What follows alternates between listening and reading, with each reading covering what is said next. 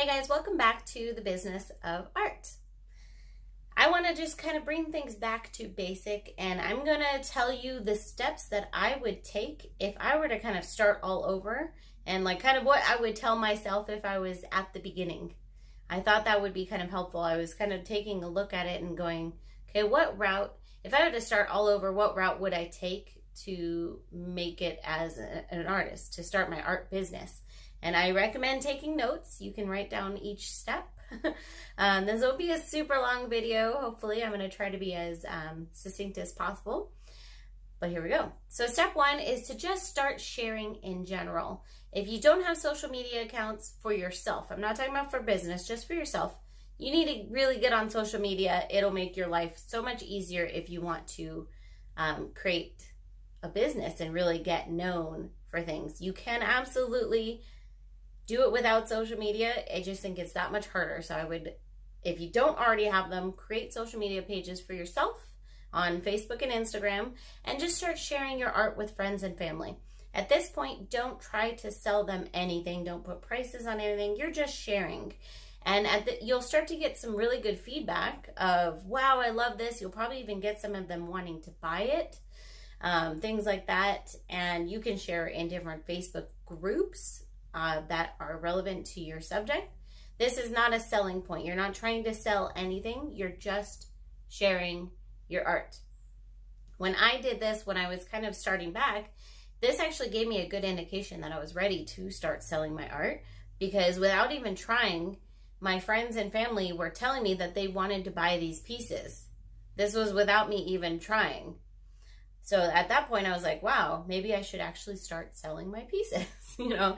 So it can give you a really good indication that you're actually ready. All right.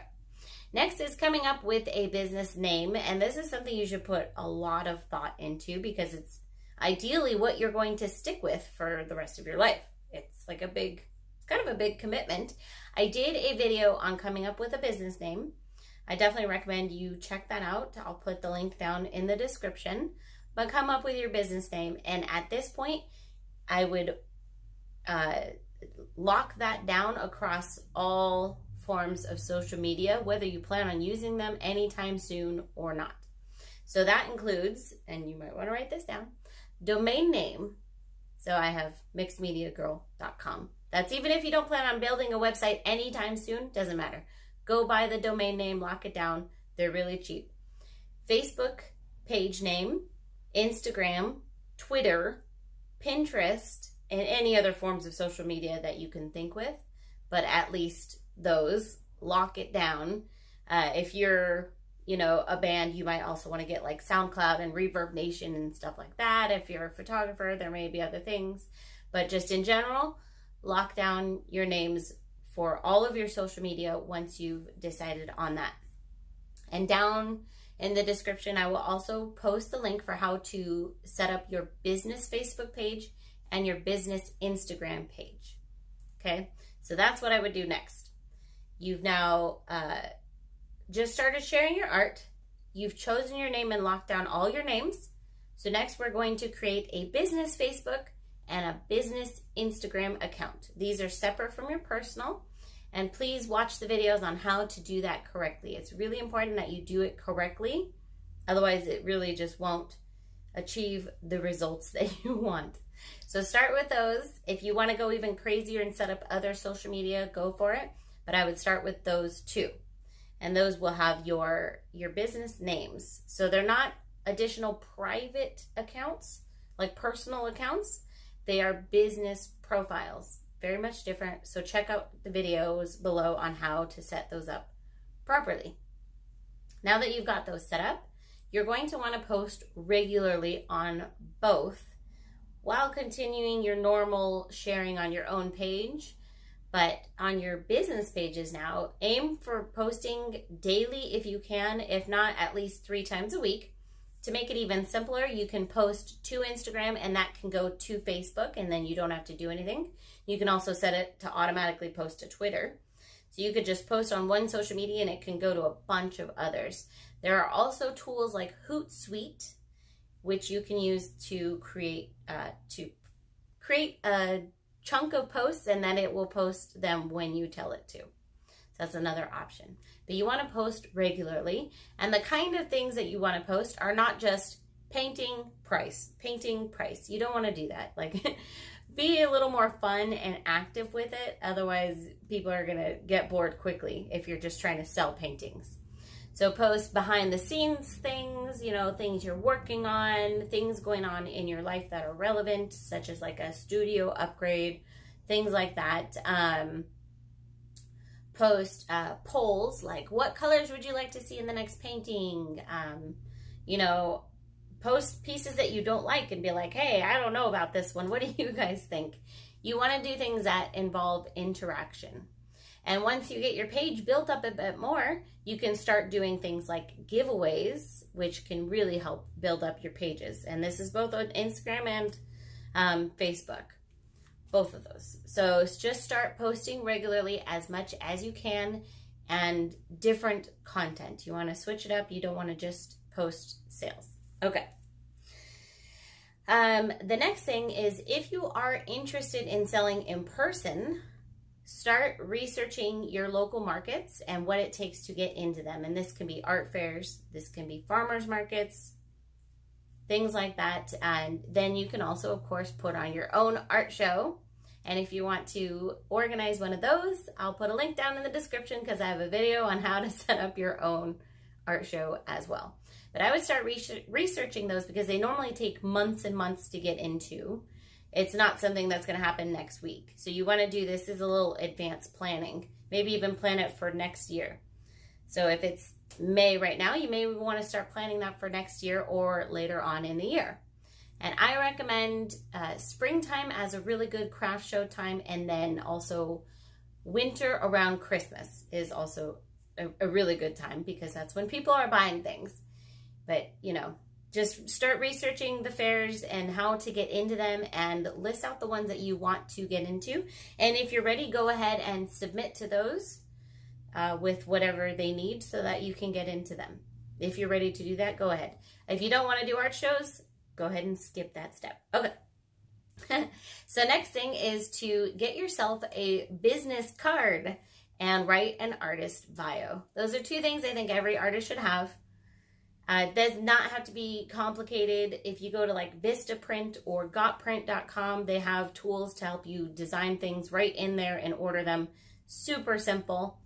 And on writing an artist bio, once again, keep it simple. You can change it at any time. The business cards, not so much because you have to pay for those and order them. But the bio, you can change it at any time. So you want to just include a little bit about your background, a little bit about your experience, any shows that you've done, any education you have in art, and, you know, your interests. Make it as fun and quirky as you want. It should be less than a page, really. Should be pretty short. Okay. And that will prepare you to go ahead and actually start selling, because I don't really recommend you start selling things when you don't have business cards yet, personally. All right. Next thing is decide online where you want to sell your art. You can sell through Facebook directly. It's not really set up in a store format, so I don't recommend using that as your store. I recommend using that as it's supposed to be, social media. It's not really a store format. So some options are Etsy, Fine Art America, Spreezy, I think is another one. You can also set up your own website to sell art. Any and all of those, they all have benefits, they all have downsides. Whatever is the easiest for you and whatever makes sense for you. This is a point where you want to set up an online store to actually be able to start selling your pieces and connect that with all the other forms of social media. Good. Next step is to learn SEO. Research the crap out of SEO and learn it. SEO is search engine optimization. This is the keywords that you will need to use on Etsy, on your social media, on your website, anything else you have. And it will help link it all together, and then it will help people find your pieces to sell them, to be able to buy them. You have to learn. It's just a vital part of life, really, to learn SEO, and it doesn't have to be complicated. It can be actually really, really simple. So that's the next step. Learn SEO. Then if you want to create a website at this point, this is a good point. You could do it earlier too, but at this point, I'd say create a website, because kind of everyone should have, I think every artist should have a website as a point of professionalism. It doesn't have to have a lot of content on it, and it can really direct people to your other sites. But I would create a website. This is an optional step. You don't have to. You can also actually link your domain name right to your Etsy store, which is another really cool thing. If you wanted to just do that, that way you can still use your domain name, and it can link to your Etsy or even to your Facebook page. It can go to wherever you want. This isn't a video on how to do that, but if you guys want a video on how to do that, I can probably help you with that. All right, and your next step would be to make a list of the key sale dates. This would be things such as Mother's Day, Father's Day, Valentine's Day, you know, any holidays, Christmas, etc. Any holidays where you might want to run a sale. You don't have to, but it can also just be a really good promotional tool, as in letting people know, hey, Mother's Day is coming up, and these pieces are great for that. Or I have a sale, so you can buy a nice piece for your mother, etc., right? And it helps to kind of keep a yearly list of these and keep them in mind. Otherwise, you can get it to where it's too late, because you want to plan for these things a while in advance, not a week ahead of time or 2 days ahead of time. If you have a list, that can be super duper helpful, and can also help you plan your craft fairs, like we went over earlier, where you went and made a list of the local craft fairs. This can help you choose which ones work best also around your sale dates. The next step is to simply continue your successful actions and also adjust your actions as needed. By this, I mean continue to post on your social media very regularly. Adjust the kinds of posts you need to. If you're not getting response, then you need to adjust your posts. You need to add more posts that are asking questions, or more polls, or maybe do a giveaway. Do things that elicit response, and that will boost up your pages. And then also adjust your SEO as you go along. If you put up pieces on Etsy and nothing is selling whatsoever, take a look at your SEO and see what you might need to adjust, because you should at least have people coming to your page. If they're not finding your page at all, you have to adjust that SEO. If they're finding your page and they're not buying things, and this doesn't just apply to Etsy, this is like any online store. If they're finding your page but they're not buying things, then that's a whole different matter. You need to adjust other things from there. It could be your photographs, it could be your descriptions, and it could be your prices, and it could be all of the above. So that's kind of just a continuous upkeep, and you should be starting to do some art shows at this point and getting a bit rolling. And then the last recommendation that I would have is to collaborate with other artists. Like, start joining in art communities and do different art projects with other artists, because 2 is more than 1, and 3 is more than 1. When I was not first starting out, but after a few years of doing my mixed media paintings, I actually met up with another artist who was a jewelry artist. And we collabed on several paintings where she did jewelry pieces and I put them into my mixed media pieces. And then we had an awesome piece with 2 great minds, and then we had 2 people selling the piece also. Yes, we had to split the profits, but the pieces sold rather well because it was both of us working on it, and we both had different crowds and whatnot. So even from an early stage, start collaborating on different projects like that. And this can help you boost all forms of social media, especially YouTube, but also Facebook, Instagram. Collab with other people and have them tag each other, and help build each other up. So if you do all those steps, and if you can do them as quickly as you want, you could get that all done in a matter of a few weeks. You can get that all done in the matter of like a year or 5, however fast you want to go is totally up to you.